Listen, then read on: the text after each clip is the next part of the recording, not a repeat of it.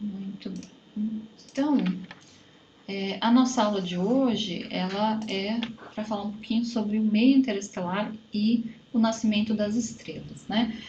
Na semana passada, então, espero que vocês tenham conseguido acompanhar, né, a aula assíncrona, que foi sobre magnitudes e como que a gente classifica as estrelas de acordo com o brilho, né? Então hoje a gente vai falar um pouquinho sobre o que existe no meio entre as estrelas e como é que elas são criadas.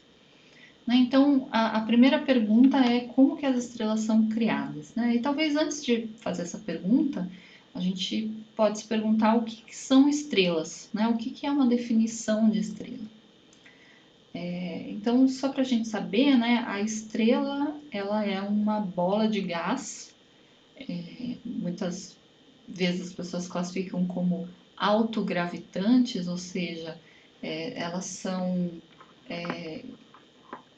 digamos, colocadas ali juntinhas por conta da gravitação, né? E elas se mantêm, então, contra a atração gravitacional, gerando energia no seu interior.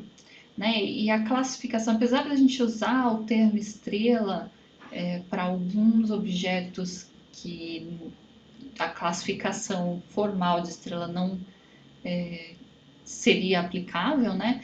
Uma estrela, então, ela é definida como um objeto, uma bola de gás, que realiza reações de fusão no seu interior, de forma constante, né? A gente vai ver que existem alguns objetos que eles começam a fazer um pouquinho de fusão nuclear e depois logo param, né? Que são chamadas as anãs marrons.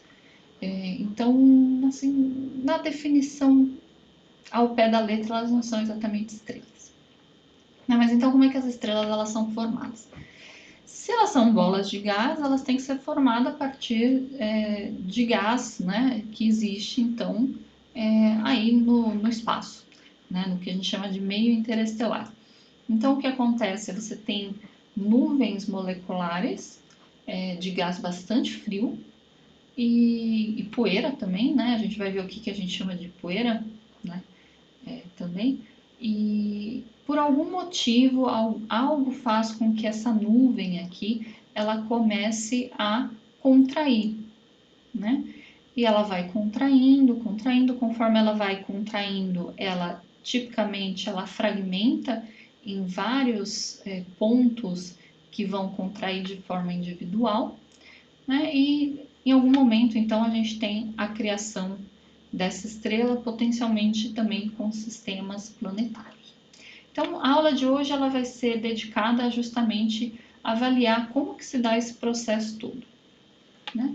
Então, a primeira coisa que eu posso perguntar é, eu tenho nuvens de gás no meio interestelar, né? O que faz essa nuvem de gás contrair, né? E aí vocês devem ter visto também, devem ter acompanhado a lição sobre meio interestelar, né? E a gente sabe que o elemento mais abundante no universo é o hidrogênio, e a gente consegue achar o hidrogênio em diferentes variedades, digamos assim, no meio interestelar, né? Ele pode estar neutro, ele pode estar ionizado, ele pode formar moléculas, né? Então, a primeira coisa que eu posso perguntar é, dentre essas possibilidades que eu tenho, as nuvens de H1, H2, as nuvens moleculares, né? Quais delas de fato serão propensas a formar estrelas e por quê e como? Né? Então, quais seriam as condições para o colapso dessa nuvem acontecer? E a gente chama então essa condição como critério de Jeans, né? Então a gente viu, por exemplo, o teorema do virial umas semanas atrás, que dizia que quando eu tenho um sistema ligado gravitacionalmente de forma estável, ou seja, de forma que ele esteja em equilíbrio, né, eu tenho que a energia potencial gravitacional mais 2 vezes a energia cinética é igual a zero. Né? Então, todo sistema em equilíbrio virial tem isso. Então, se eu tenho uma nuvem que está em equilíbrio, então energia potencial gravitacional mais 2 vezes energia cinética igual a zero. Se duas vezes a energia cinética for maior do que essa energia gravitacional, né? Então esse termo aqui ele fica positivo. Então isso significa que os componentes dessa minha nuvem estão se movimentando mais rápido do que seria o esperado para equilíbrio, e essa energia cinética grande vai acabar expandindo essa nuvem, né? Expandindo a nuvem de tal modo que a temperatura caia um pouco, essa energia cinética caia um pouco e ela possa ficar em equilíbrio, né? Então é sempre um balanço entre a energia cinética, né? Entre a energia do gás e a energia potencial gravitacional. Se for o contrário, né? Se a energia potencial gravitacional for maior do que duas vezes a energia cinética, então quem domina é a gravidade e a nuvem contrai, né? E então 2K igual a U é a condição de estabilidade. É claro que existem outros fatores que devem ser levados em consideração quando a gente avalia, né, as condições para colapso de uma nuvem.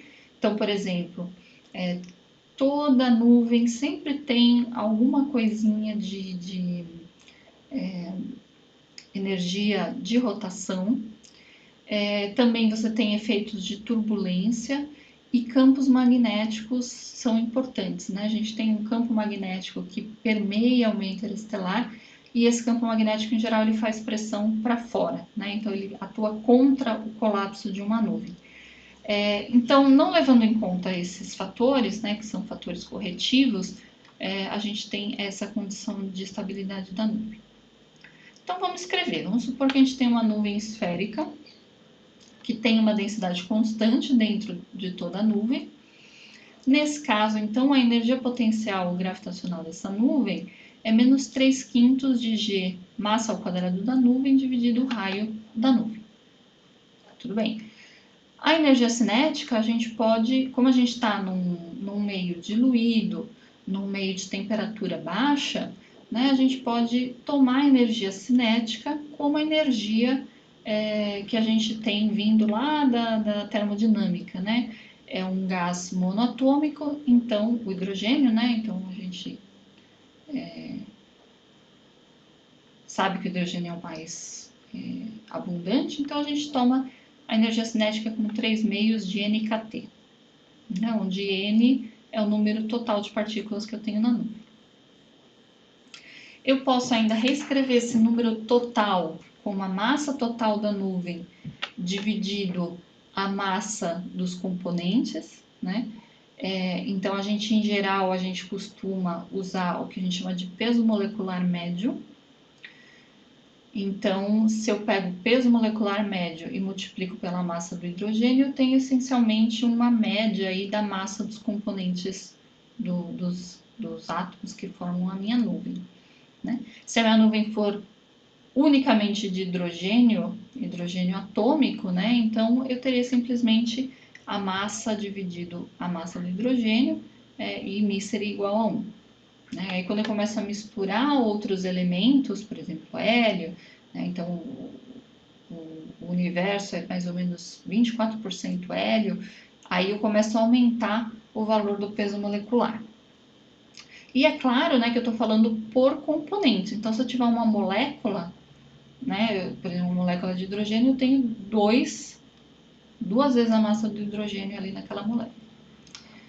Bom, então escrevi a minha energia potencial gravitacional, minha energia cinética, vou lá no critério de Jeans, né, e eu lembro que se eu quero o colapso, se eu quero a contração da nuvem, quem tem que ganhar é a energia potencial gravitacional, né? Então eu escrevo esse critério aqui como o critério para colapso da nuvem. 2 vezes energia cinética menor do que energia potencial gravitacional. Bom, supondo a energia, a densidade, né, inicial da nuvem constante em toda a nuvem, eu vou chamar essa densidade inicial de ρ0. E eu posso escrever, então, o raio da nuvem, né, simplesmente como 3 massa da nuvem dividido 4π ρ zero. Né? Então, isso é essencialmente pegar e escrever ρ como massa dividido volume e isolar o R aqui do meio. Tá? Isso aqui é só para a gente entender o que vai colapsar. Quem são os berçários estelares? Bom, então, eu posso escrever qual seria a massa mínima para que eu tenha o colapso espontâneo da minha nuvem. Tá? Então, reescrevendo aqui, né, a gente tem essa condição, eu substituo aqui o R por uma função da massa, isolo a massa e eu tenho esse valor aqui. Né? E essa, então, é conhecida como a massa de Jeans. O que significa que, para eu ter colapso de nuvens, a massa da nuvem precisa ser maior do que a massa de Jeans. Se for igual, ela é estável, se for menor, ela não vai colapsar. Né? E aí agora eu posso avaliar como função da temperatura que eu encontro nas nuvens, da densidade que eu encontro nas nuvens e dos pesos moleculares médios, se uma nuvem tem ou não condição de colapsar para formar uma estrela. Tudo bem até aqui? Certo. Bom, então, agora a gente vai avaliar, né? Uma nuvem de hidrogênio, né, vocês viram lá na lição, que tipicamente tem uma temperatura aí em torno de 50 Kelvin, com essa densidade, né? Essa densidade, só para a gente lembrar, é muito menor do que o melhor vácuo que a gente consegue fazer aqui na Terra. Tá? Então, apesar de ser 10 a 8, a gente fala, nossa, é grande, na verdade ela é bem pequenininha, né? Então, se for uma nuvem de H1, né, a gente lembra que o H1 significa que é o hidrogênio neutro, né? Então, eu posso calcular aqui o meu ρ zero a partir deste N. Né? Então, eu pego a massa do hidrogênio e multiplico N e dá esse ρ zero aqui. Então, se é H1, hidrogênio atômico, a massa molecular média é 1 e a massa de Jeans, então, fica em 1.500 massas solares. Isso é bastante, né? É muito maior do que o que a gente consegue encontrar no meio interestelar de nuvens de hidrogênio atômico, né? Que costumam ir aí de 1 a 100 massas solares. Então, o que isso quer dizer? Isso quer dizer que as minhas nuvens de hidrogênio atômico não são os meus berçários estelares. Né? A gente precisa achar outro lugar para formar estrelas. Bom, um outro tipo de nuvem que vocês viram lá na lição é a nuvem molecular gigante. Essas nuvens moleculares gigantes, elas já têm temperaturas um pouco menores do que as de hidrogênio atômico e densidades aí 100 vezes maiores. Além disso, né, é a nuvem molecular, então é o H2, né, um hidrogênio ligado com outro hidrogênio. Então, o peso molecular médio é 2, agora, não mais 1, mais 2. Então, se eu substituo aqui, né, eu tenho essa densidade inicial da nuvem e eu posso calcular a massa de Jeans e achar que a massa de Jeans é da ordem de 8 massas solares. E as massas típicas que a gente encontra dessas nuvens moleculares são de 10 massas solares. Tá? Levando em conta que esse cálculo aqui de 8 massas não leva em conta outros fatores, né? Então essas devem ser de fato os meus berçários estelares, as nuvens moleculares gigantes. Né? A gente tem então que elas ficam numa condição que a gente chama de metaestável. Elas são, em geral, estáveis, mas qualquer perturbação que você faça próximo a essa nuvem pode dar, então, início ao colapso da nuvem e a formação de estrelas. O que são perturbações? Por exemplo, se você tem uma estrela que explode próximo a essa nuvem molecular, a onda de choque dessa estrela explodindo pode induzir, então, a formação estelar em uma nuvem próxima. Quando a gente for estudar as galáxias espirais, a gente vai ver que a formação dos braços espirais na galáxia são, na verdade, devido a ondas acústicas que, digamos, de certa forma, acumulam matéria na região dos discos. E as estrelas, elas, ao longo da sua órbita, em torno do centro da galáxia, elas costumam entrar e sair dessas regiões. Então, as nuvens, obviamente, também, né? Então, nuvens entrando em braços estelares, elas costumam sofrer, então, perturbações que dão origem a berçários estelares. Bom, então, nessa análise simples, a gente viu que as nuvens de hidrogênio atômico não são instáveis contra o colapso gravitacional, mas as de hidrogênio molecular sim. Tá? E elas têm, então, essa massa de Jeans aí em torno de 8 massas solares. Como eu disse, existem outros fatores, né, que devem ser levados em consideração para o cálculo da massa mínima para colapso. Então, quando você considera esses outros fatores, essa massa diminui um pouco, né, por conta dessa compressão adicional aí agindo sobre a nuvem. Né? Então, em particular, as nuvens moleculares gigantes, elas costumam ficar dentro de outras nuvens que são um pouco mais densas, né? E isso acaba, então, reduzindo essa massa para o colapso aí em torno de 2 massas solares. Então, as nossas nuvens de hidrogênio molecular, elas são realmente os locais que a gente estava procurando. E aí eu pergunto para vocês, né? Vocês têm lá uma nuvem inicial que tem uma densidade relativamente baixa, temperatura baixa, e ela, por algum motivo, começa a contrair. O que vocês acham que são parâmetros que devem mudar ao longo da contração dessa nuvem? Além do raio, obviamente, que está diminuindo. Alguém tem alguma sugestão do que deve mudar?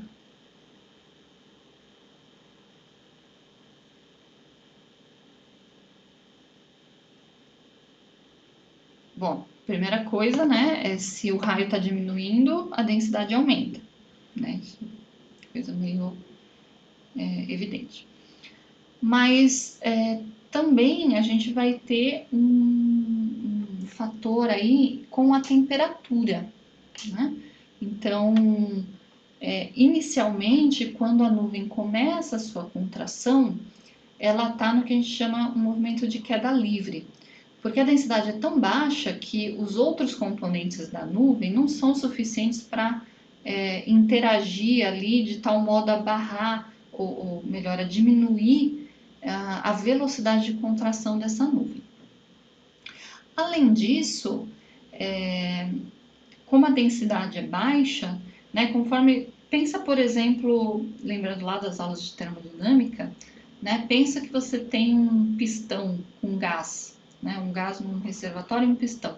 Quando você começa a contrair, né, se você está ali num ambiente que não permite a troca de calor do meio interno para o meio externo, né, você contrai e esse gás começa a aumentar de temperatura. Então, aqui com as contrações dessas nuvens vai acontecer a mesma coisa. Conforme a nuvem vai contraindo, né, você vai ter uma conversão aí dessa energia potencial gravitacional em energia cinética, em temperatura. Só que inicialmente, como a densidade é muito baixa, né, você aumenta a temperatura do gás, mas ele rapidamente emite essa energia extra em forma de forma térmica, né, para fora da nuvem. Então, inicialmente, a contração da nuvem ela é em queda livre e temperatura constante. Tá? Ou seja, ela fica ainda com temperatura bem baixinha, da ordem de dezenas de Kelvin.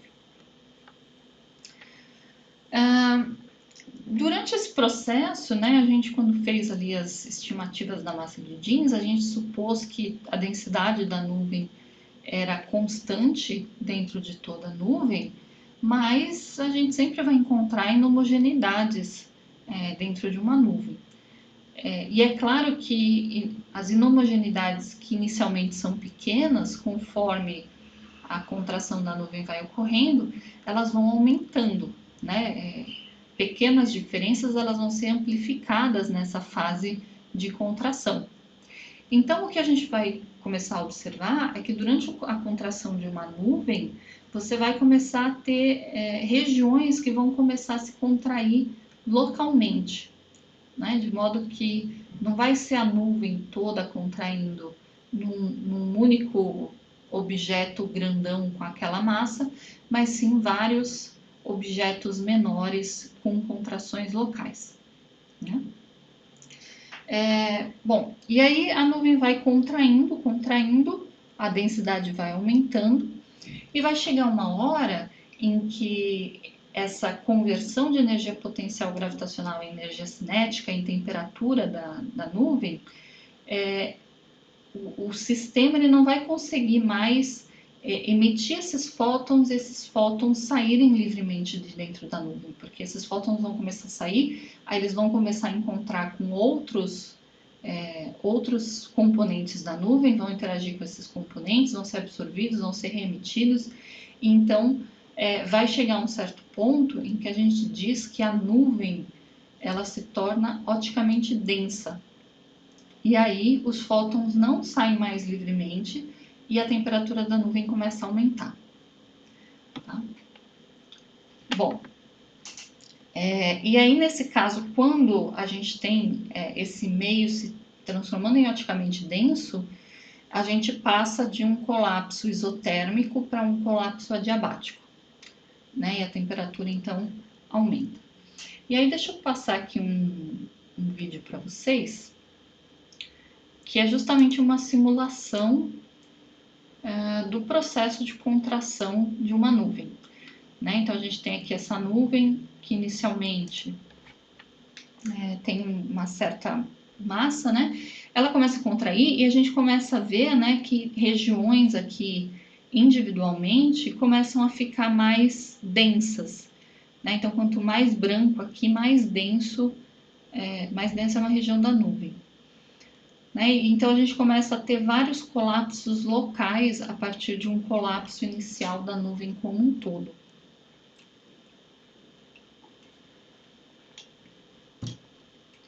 E aí, né, a gente começa a ver a formação de, digamos, bolinhas aqui, né, que são as nossas protoestrelas. E elas, as nuvens, como eu disse, elas em geral têm um momento angular intrínseco, então você tem um movimento de rotação que também vai ser amplificado por conta da contração. E aí você começa a ver a existência de várias protoestrelas sendo formadas aqui a partir do colapso de uma única nuvem. Né? E uma outra coisa curiosa interessante que mostra essa simulação é que você tem a formação dessas protoestrelas e elas podem continuar acretando gás da nuvem, né? Então elas vão ganhando massa também nesse processo aqui que você tem localmente acontecendo em diferentes locais da nuvem. 93%. Certo?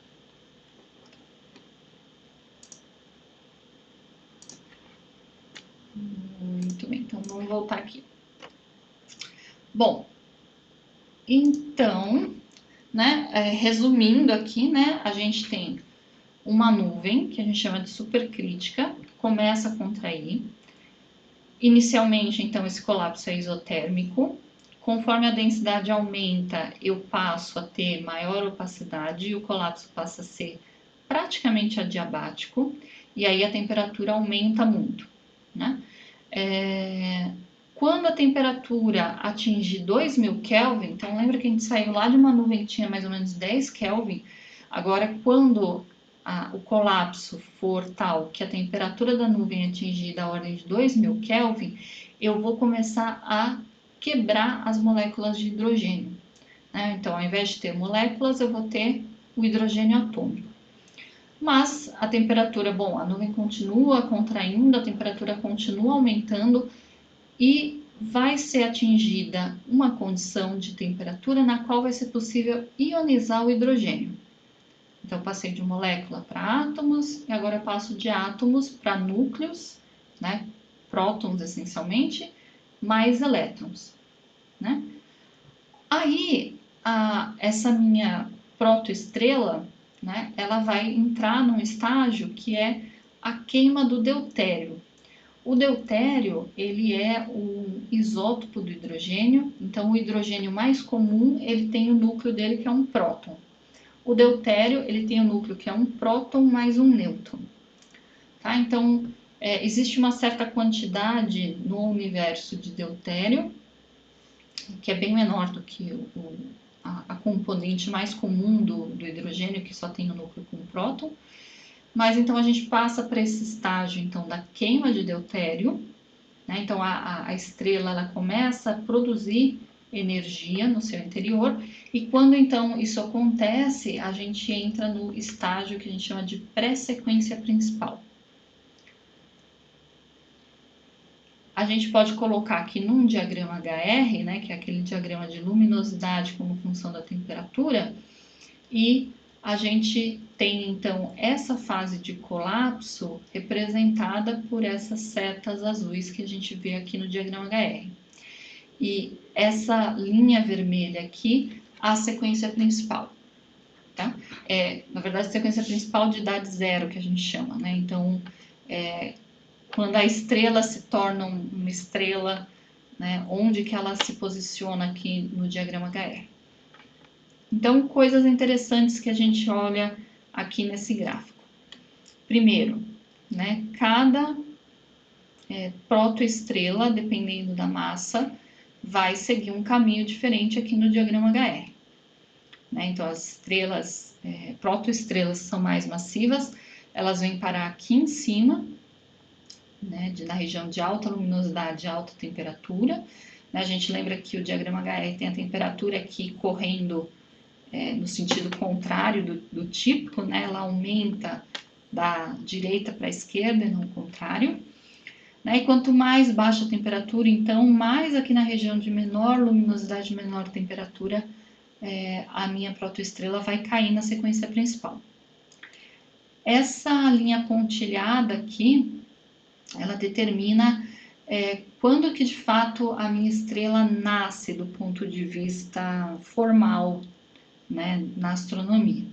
Então, a estrela nasce quando as reações nucleares de queima, a gente chama de queima de hidrogênio, começam a acontecer. Ah, mas espera aí, então quando começa a acontecer as reações nucleares, eu não devia estar na sequência principal? Mais ou menos.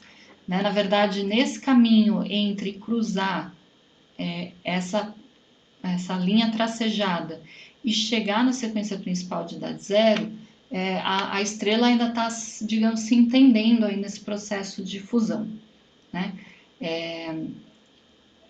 Porque o que acontece é o seguinte, se você produz muita energia no interior da estrela, a energia cinética ganha da energia potencial gravitacional, ela expande.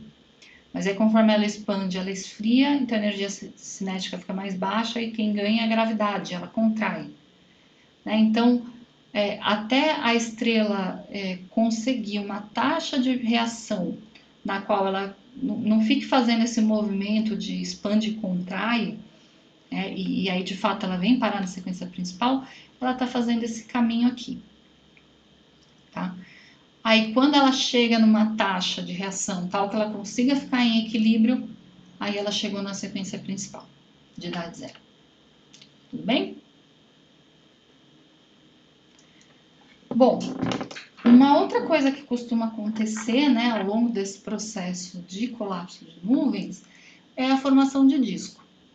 Né? Então, como eu disse, as nuvens elas têm inicialmente um certo momento angular que é pequeno, mas conforme elas começam a contrair, né, por conservação do momento angular, né, a taxa de rotação dela começa a aumentar. Só que o colapso leva uma nuvem que é muito grande, que tem aí parsecs, de centenas de parsecs de extensão, para um objeto que tem um raio de centenas de milhares de quilômetros, né? Então, a taxa de contração é muito grande durante o processo de formação de uma estrela. Portanto, por conservação de momento angular, a amplificação desse momento angular que você tinha inicial também vai ser muito grande. Só que a gente não vê isso nas estrelas formadas, né? A gente não vê estrelas rotacionando absurdamente rápido. Mesmo porque, se as estrelas começam a rotacionar muito rápido, elas vão começar a perder massa. Né? A gente lembra que, por exemplo, se você tem um objeto em rotação, que ele é rígido, né? Conforme você se afasta do eixo de rotação, quanto mais se afastado, maior vai ser a velocidade tangencial. Então, se a minha estrela ela rotacionar muito rápido, essa velocidade tangencial vai ser grande o suficiente para escapar da atração gravitacional. E não é isso que a gente observa nas estrelas. Né? Então, alguma coisa deve acontecer durante o processo de contração que retira um pouco de momento angular dessa nuvem em contração. Né? E, na verdade, hoje a gente consegue observar estrelas em formação com jatos.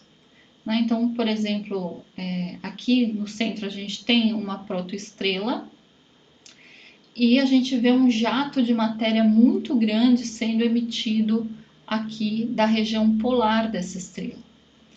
Tá? Esse jato, ele acaba levando consigo uma quantidade de momento angular bastante grande, né, o que vai diminuir o momento angular da minha protoestrela e vai trazer, digamos, para valores nas quais ela consegue ali continuar em rotação sem perder massa. Né? Então a gente vê aqui mais um exemplo. Aqui a gente consegue ver bem claramente a protoestrela, a formação de um disco, que é algo também que é bastante comum nos sistemas, e a formação de um jato. E o disco, então, como eu disse, também é bastante comum. E aqui a gente tem dados de um telescópio no Chile, né, o ESO, de diferentes sistemas, tá? Então, cada imagem aqui é um sistema em formação diferente. Aqui vocês vão notar que o centro tá escuro, né? Então, na verdade, foi colocada uma máscara sobre a observação para que não saturasse o equipamento e fosse possível observar o disco em torno dessas estrelas, que obviamente tem uma emissão bem mais bem menor do que a protoestrela em si, né? Então a gente consegue ver, né, alguns sistemas olhando de cima, alguns sistemas olhando de lado, em que a gente vê a formação dos jatos de forma dos discos de forma bastante clara. Né? E aqui nesse sistema em particular a gente consegue já observar que existe uma região, que existem regiões nas quais você tem mais matéria e regiões que você tem menos matéria. Né? Então isso potencialmente já o embrião de um sistema planetário. E aqui a gente tem algumas imagens desses berçários estelares, né? A gente conhece vários berçários estelares na nossa Via Láctea. O mais próximo a nós está em Órion, a mais ou menos 300 parsecs. Né? Então, aqui a gente tem a região de Órion, aqui a gente tem o cinturão de Órion. Nessa região, dando um zoom aqui, a gente consegue observar uma região com nuvens, né? E dando um zoom novamente, a gente começa a observar essa região de formação estelar. Né? Então, essa aqui é a nebulosa do Trapézio. A gente consegue ver alguns objetos muito brilhantes aqui no centro dessa nebulosa, né? Que acabam, então, iluminando bastante essa região central e também exercendo pressão sobre essa nuvem de gás, né? E expandindo, então, essa região da nuvem de gás. dando mais um zoom aqui, além dessas estrelas muito brilhantes que a gente consegue ver aqui no centro, a gente também vai conseguir ver algumas estrelas menores, né, menos brilhantes, com menos massa, também sendo formadas nessa região. Então, os berçários estelares, eles dão origem simultaneamente tanto a estrelas de alta massa quanto a estrelas de menores massa. E aí, resumindo esse processo, então, né, o que a gente tem é uma nuvem molecular, né, que são essas regiões mais densas dentro de outras nuvens, que começa, então, a contração, o processo de contração. Então, a gente passa aqui de uma região que tem mais ou menos 10 mil unidades astronômicas, né, para a formação das estrelas, né, e aqui um tempo aí passado uns 10 a 100 mil anos, né, a gente vai começar a ver então a formação do disco e a emissão do jato, né, que acaba diminuindo então o momento angular da protoestrela. Né? Passado aí mais de 100 mil a 3 milhões de anos, a estrela passa dessa fase que a gente chama de protoestrela para que a gente chama de estrela T Tauri, né, em que você já tem essa região aqui mais limpa, né, esse envelope aqui de matéria, ele já se dispersou e você tem mais uma vez o disco com os jatos. Passado ainda mais tempo, né, a gente começa a ver a possibilidade de formação aqui de planetas em torno da estrela, e a estrela, então, passado uns 3 milhões de anos, ela já entra naquele estágio que a gente chama de pré-sequência principal, que a gente já consegue acompanhar no diagrama HR. Né? E depois, então, o sistema formado, né? Então, a estrela mais o seu sistema planetário, passando aí para coisa como 50 unidades astronômicas, tipicamente, né? Com a estrela, obviamente, com um tamanho muito menor. Bom, então a estrela estava vindo, né? A protoestrela, né? A nuvem estava contraindo, né? A gente sempre vê esse sistema diminuindo aqui de tamanho, até uma hora que ele para, né? Para de contrair. O que causa a interrupção desse colapso da nuvem? Inicialmente a gente discutiu que a nuvem inicia a sua contração por conta de que a energia potencial gravitacional ela vai ganhar, né, da energia interna da nuvem, né, que a gente identificou então como energia cinética, apesar de ter ainda algumas outras contribuições. E o que pode parar, então, o colapso da nuvem? Por que a nuvem não vai colapsando ad eternum até virar um buraco negro, por exemplo? Alguém tem alguma sugestão?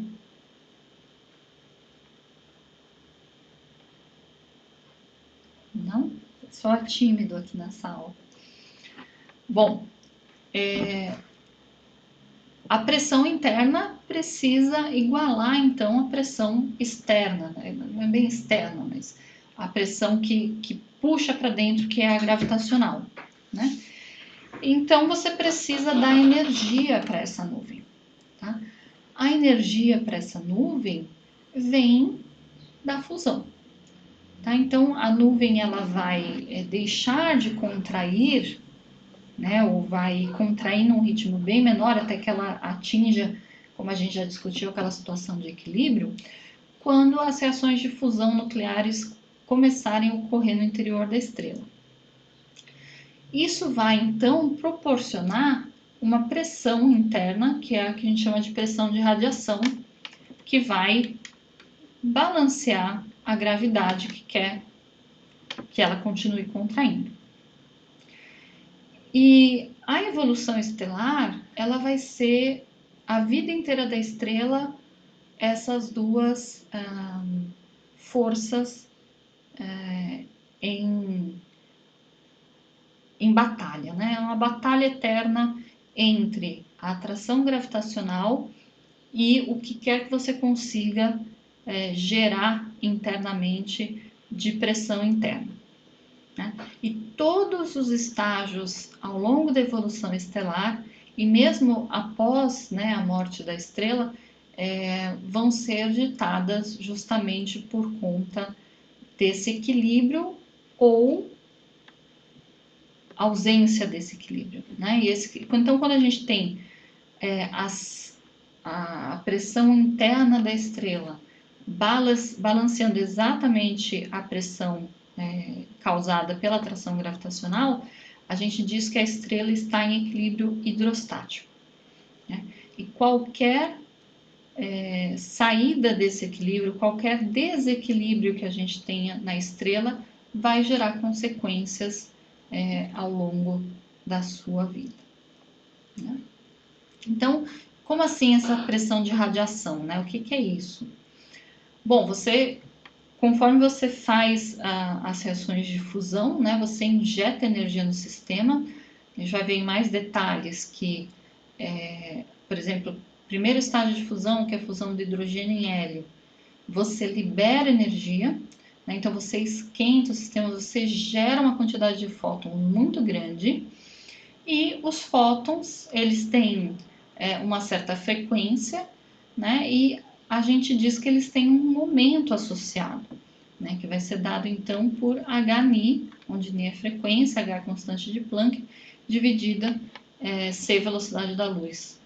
Né? Então, os fótons, eles exercem pressão no interior das estrelas. É justamente essa pressão que a gente chama de pressão de radiação e que vai então equilibrar a pressão interna das nossas estrelas.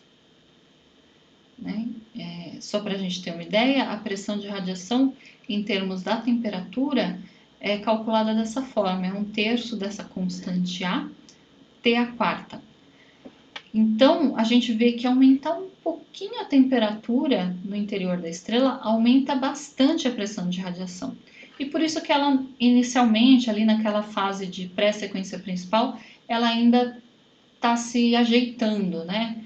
Em termos das taxas de reação para que ela consiga fazer esse equilíbrio de maneira estável.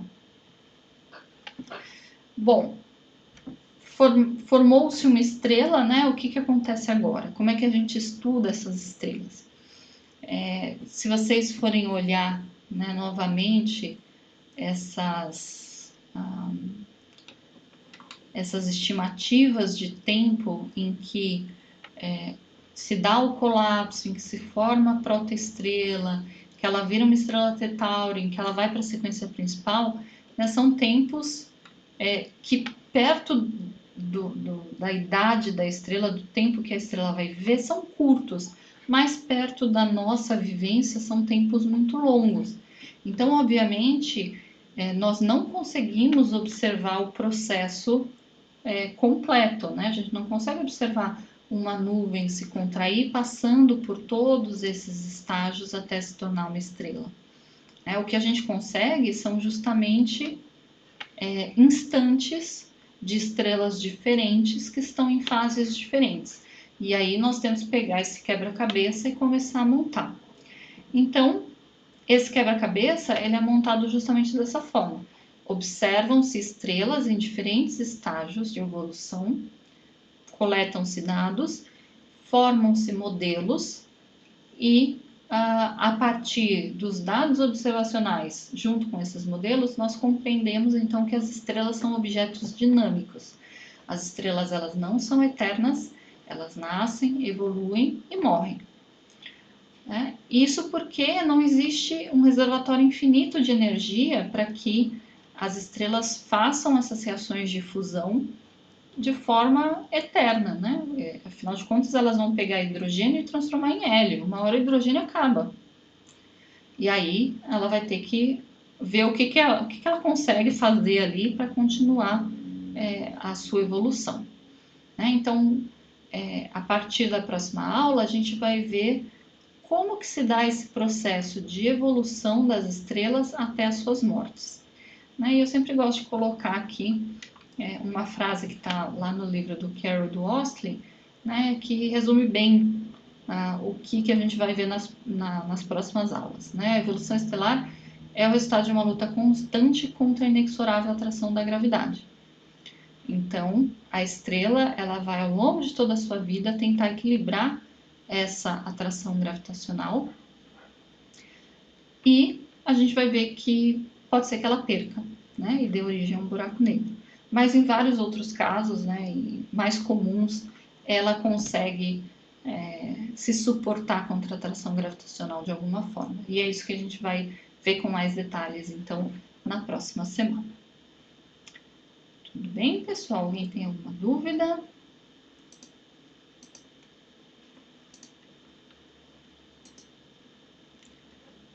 Aqui o Iberis tinha falado, exatamente, Iberis. A temperatura aumenta, né? Muito bem. Bom, se a gente não tem dúvidas, né? Deixa eu só comentar aqui. Alguém teve alguma dificuldade em realizar a atividade 2 por conta do software? Oi, Júlia, pode falar.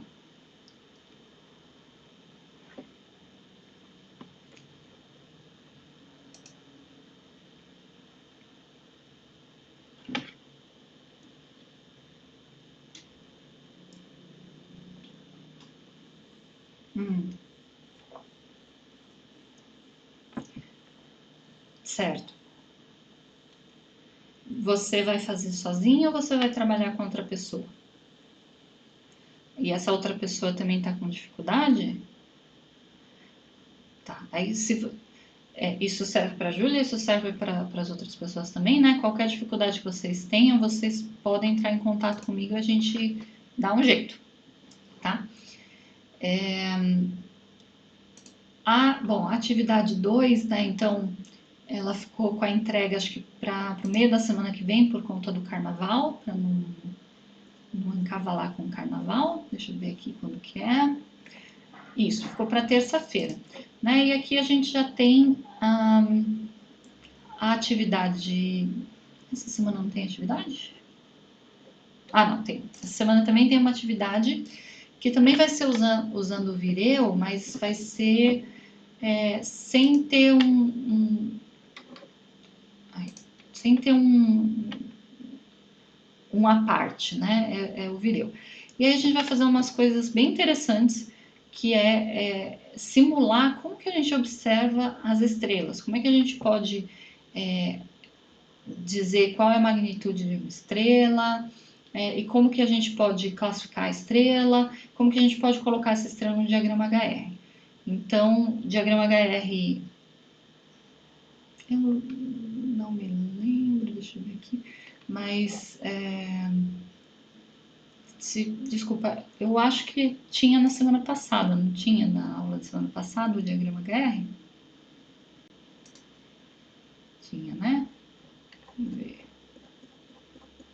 Não tinha. Desculpem, gente, mas eu falei do diagrama HR, então vou só comentar aqui um pouquinho. Mas o diagrama HR é uma forma de classificar as estrelas, né? E que realmente a gente coloca essencialmente a luminosidade no eixo vertical e a temperatura no eixo horizontal, né? Só que a temperatura ela cresce para o outro lado por conta, enfim, de razões históricas. E a gente tem uma diferença entre o observacional e o, digamos, teórico, né? Mas acho que daí a gente fala mais um pouquinho, então, na próxima aula, com mais detalhes. E é isso. Se vocês tiverem alguma dificuldade também com atividades 3, por favor, entrem em contato. Tudo bem? Mais alguém tem alguma dúvida? Oi.